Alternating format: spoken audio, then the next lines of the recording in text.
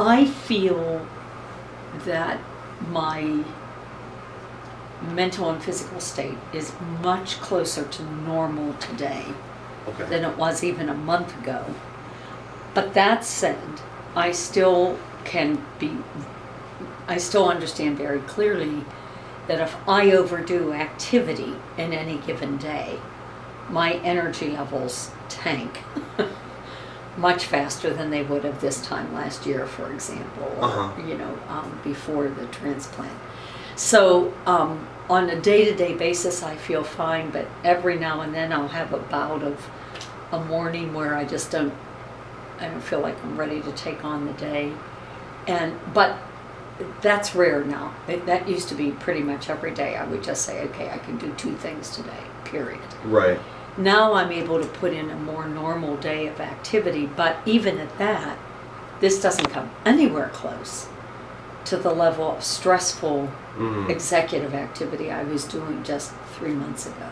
Right. So when I think I'm having a normal day, I'm still not having a normal day. Because for me, a normal day was, a 12-hour day of constant, executive work. And, I can't do that right now. And it might be quite a while before I can do that again. Lots of people go through this and worse at younger periods in their life and have their careers upended and, family crises. And I, at that point, had just made the announcement that I was going to step down. And so I thought, this isn't going to create a crisis at the university. It's not going to destroy a family situation or something like that. So I will find a way to manage. So, do you feel that God orchestrated it that way? Yeah, I have a very strong faith in the providence of God, that God provides what we need when we need it. The inpatient was just, a little over 2 weeks, but there was a very intense outpatient for 2 weeks before that. So I was there almost every day for treatments, for scans, for injections, but not staying overnight. So I was outpatient for 2 weeks and then inpatient for 2 weeks. And then inpatient in my community health center for 3 weeks. So we're really talking, almost two full months of being, totally sidelined.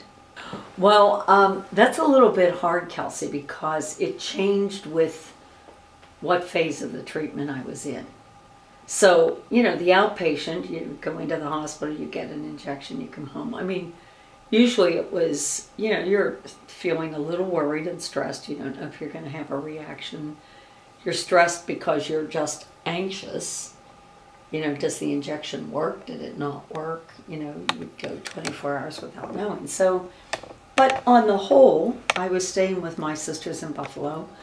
They were doing everything they could to be helpful to me. Somebody drove me all the time, made sure there was always somebody there with me. Very solicitous. So I felt, again, I was watching other people in the waiting rooms and thinking, I'm the lucky one. Some of these people they're elderly themselves, their caregivers were elderly and frail, and I'm like, how do you manage, in a situation like that? So, the outpatient time was calm, but, pressured. And then inpatient, you go through a period where, that I have said to people the best way to describe it is you sort of feel like you're the victim of alien abduction, like somebody has stolen your body and put you into some other body. You don't, because all of your body systems kind of go into a complete change of chemistry and functioning for a short period of time. Right. Some people it's longer. I was able to get through it in a somewhat shorter time frame. So you feel it's weird. It's a weird experience, and you get you're flattened out in terms of energy and stuff like that. So you could feel very low. You could be very prone to get depressed and get the blues. But because I had so much emotional support from my family and from my friends, that didn't happen to me. Thank God. What I would say is miracles are not in their vocabulary because they are scientists. And I think the miracle, quite frankly, is what we often refer to when you talk about the miracles of modern medicine. So it's not the miracle of Shazam magic. Mm-hmm. The miracle is that modern medicine has discovered treatments for this cancer that didn't exist 15 or 20 years ago. So people who have this cancer now have a higher possibility of getting through a transplant or a treatment that will allow them to extend their life for many years. Whereas if I had contracted this 20 years ago, it probably would have been a very different story. The construction of the McGinley Carney Center, which is going to be the new Center for Ministry. Mm-hmm. And when Dr. Roth was appointed interim, both Brenda McGee and I offered to him that we would stay on the steering committee because we were at midpoint. And when you're at midpoint in a major construction project, you've already done the negotiating and the work and the designing. And we said to him, we're happy to stay with this project if it's okay with, if you want us to, so that the consistency, and you don't have to spend a lot of time catching up to what happened, in the year leading up to this point. And he was fine with that, and we keep him in the loop and keep him informed. Mm-hmm. So we're working with the steering committee as the construction goes forward, and I will always be a part of St. Bonaventure. Mm-hmm. I'm an alum, for one thing. Sure. And now I'm a sort of veteran, of having been a leader at St. Bonaventure. I think the future is not up to me to decide alone. The new president and I need to sit down and talk about how can I be helpful. And I also need to have I want a future of some independence from certain kinds of pressures and expectations. So and there was a lot of work I used to be able to do before becoming the president that I'd like to return to. And so I'm not necessarily looking to be completely absorbed by St. Bonaventure in the future, but I certainly look forward to continuing to make any kind of contribution that will help. So, it's not a question of I just change titles or offices. I think there's a lot that needs to be figured out. And my own health still needs to be figured out. I haven't passed 1 week since the 100 days, so mm-hmm. I'm not in a position to say, I can commit to some very big responsibilities yet for anybody, let alone St. Bonaventure. So I've got to take my time with that. Mm-hmm.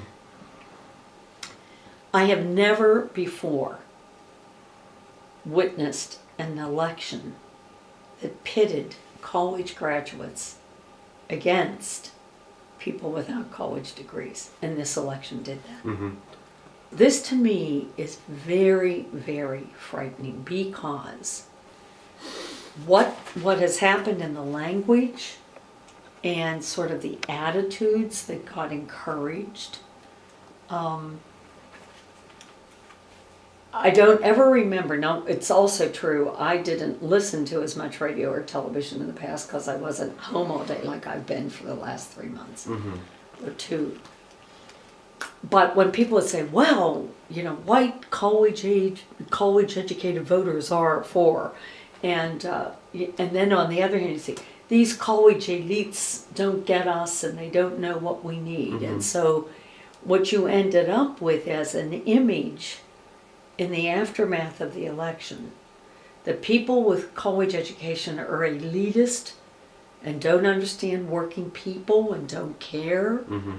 about small towns where the economy is bad. Well, excuse me, where are we? Right.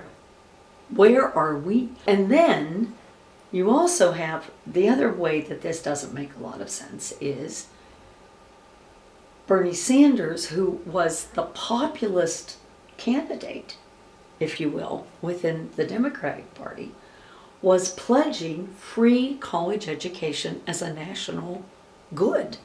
And everybody was like, yes, that's what we need. We need to reduce the cost of college. We need college to be affordable. We need even college to be free. I'm not sure how, but let's say.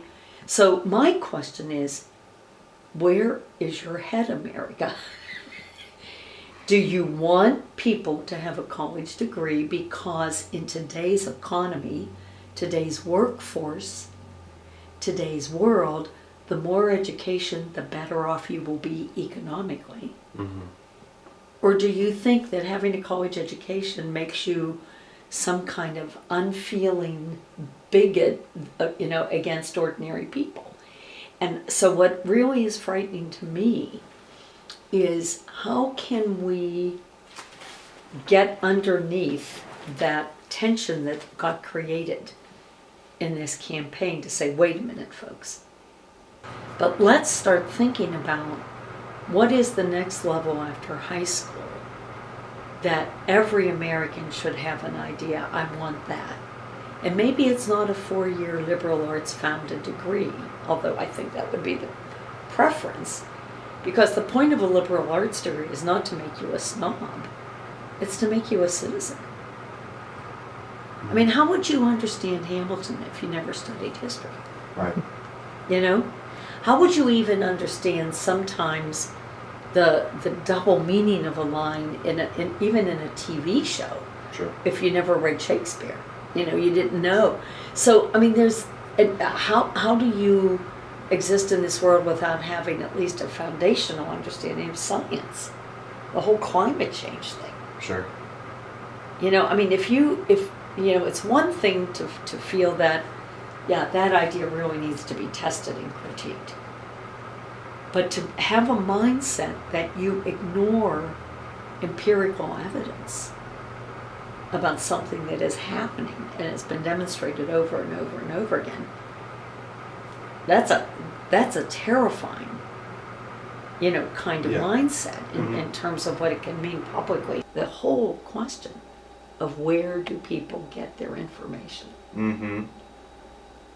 I mean, this whole thing of fake news, of where post-truth. I mean, really? It's maddening. Yeah.